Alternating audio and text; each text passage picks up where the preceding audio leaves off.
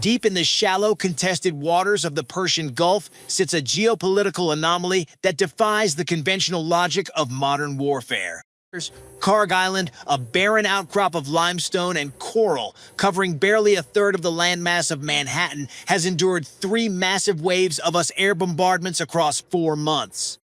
Yet, despite the staggering volume of high-explosive ordnance delivered onto its soil, the island's industrial heart continues to beat, precisely as it did before the opening salvo. Supertankers remain berthed along its loading trestles, subsea pipelines pulse under immense hydrostatic pressure, and uninterrupted convoys of crude oil steam out toward international shipping lanes. This paradox persists not because the Pentagon lacks the firepower to pulverize the terrain into ash, but because Washington has made a cold, deliberate calculation to leave the economic prize intact. Strategically, Kharg is the undisputed jugular of the Iranian state. Despite its tiny physical footprint, this offshore facility handles nearly 90% of Iran's total crude oil exports. Capable of moving close to 7 million barrels per day at peak operational throughput. If military planners sought a single coordinate on the global map where a surgical strike could collapse the financial foundation of the Iranian regime with the least expenditure of kinetic force, this exposed patch of coral is that target. This high-stakes dynamic is not without historical precedent. During the brutal Iran-Iraq War of the 1980s, Saddam Hussein's Air Force launched repeated, punishing raids against Kharg in a protracted effort to sever Tehran's primary revenue stream. That interdiction campaign never fully achieved its objective. Iranian engineers patched fractured manifolds, reinforced vulnerable storage tanks, dug deeper air defense revetments, and kept crude flowing onto tankers under continuous fire. That historical precedent matters immensely today because the exact same operational dynamic has resurfaced 4 decades later, with one critical evolution: the precision of modern weapons technology. Whereas Iraqi aviators in the 1980s relied on unguided gravity bombs and crude ballistic rockets that routinely damaged energy infrastructure by sheer proximity, contemporary US strike platforms operate with millimeter-level accuracy. Modern targeting suites allow mission planners to direct bunker-busting munitions into reinforced subterranean command centers without cracking the weld seams of a massive oil storage tank situated just meters away. That surgical capability was put on full display during the massive air assault executed by the U.S. Air Force on March 13. U.S. Central Command CENTCOM confirmed that strike packages neutralized more than 90 distinct military targets across the island. The target manifest included naval mine storage bunkers, subterranean anti-ship missile magazines, integrated air defense radars, naval fast boat pens, the airfield air traffic control tower, and a specialized helicopter maintenance depot. Iranian state outlets reported more than 15 cataclysmic detonations and nearly 2 uninterrupted hours of heavy bombardment. 2 hours of sustained tactical bombing represents an immense saturation of fire for an island of that size, illustrating the volume of ordnance expended. Yet despite that deluge of steel and fire, not a single piece of shrapnel struck the oil terminal complexes. Donald Trump publicly confirmed the outcome, stating that while American forces had leveled every military asset across what he termed Iran's crown jewel, the energy export infrastructure had been spared out of decency. Commercial satellite imagery acquired days later verified the reality. 3 crude carriers remained securely moored at the T Jetty and Sea Island offshore berths, loading crude as if nothing had occurred. The exact same operational playbook was executed during a secondary strike in April, where newly deployed air defense batteries were dismantled while the loading arms remained untouched. In July, during the 6th consecutive night of retaliatory strikes triggered by Iranian maneuvers to close the Strait of Hormuz, Kharg was struck a 3rd time. Once again, every refining, pumping, and metering facility was excluded from the master target list. That same evening, an oil tanker attempting to run the U.S. naval blockade to reach Kharg was intercepted in international waters.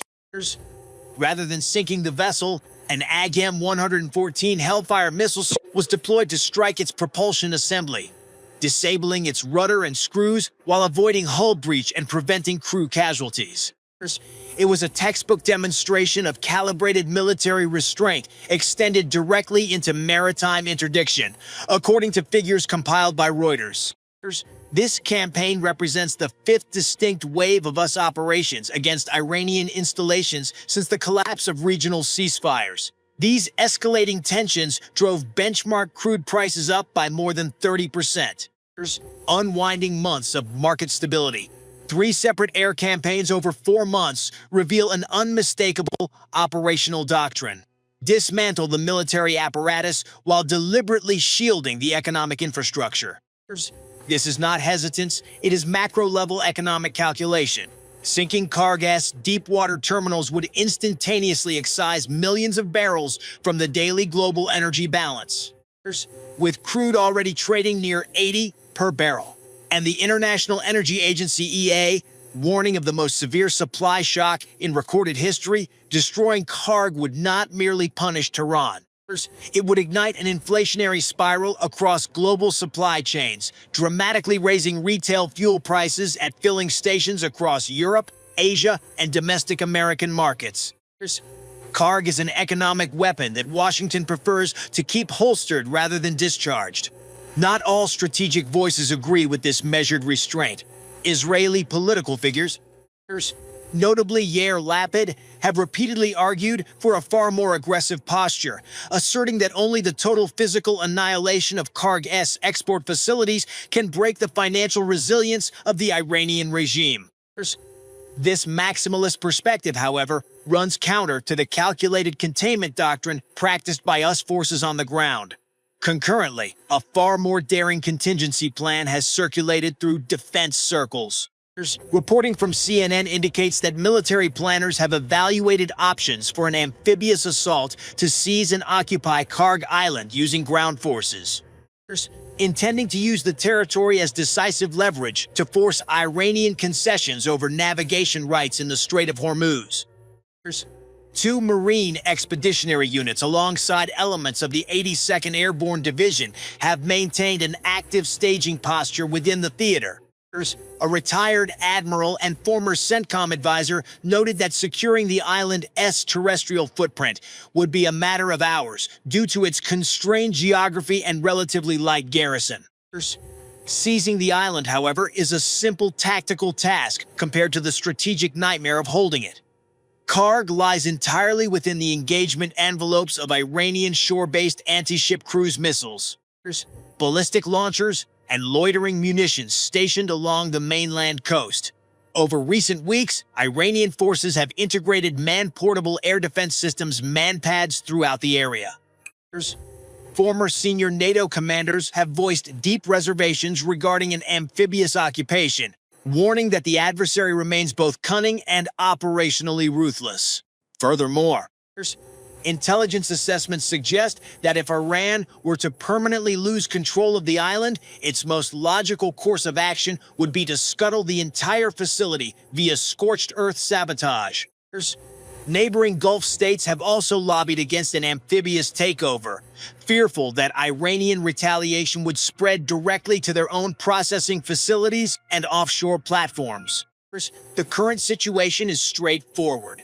Kharg has been struck 3 times, with dozens of combat nodes obliterated, yet its energy terminals stand untouched because their survival serves the immediate strategic interests of both belligerents.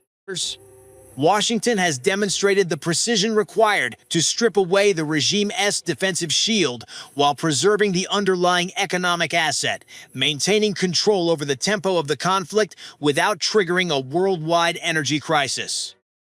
Yet, while planners in Washington calibrate their flight vectors to ensure the oil continues to flow undisturbed, leaders in Tehran confront a far more precarious reality. How long can a regime survive when its entire economic lifeline depends on its enemy deciding night after night to hold back the final blow?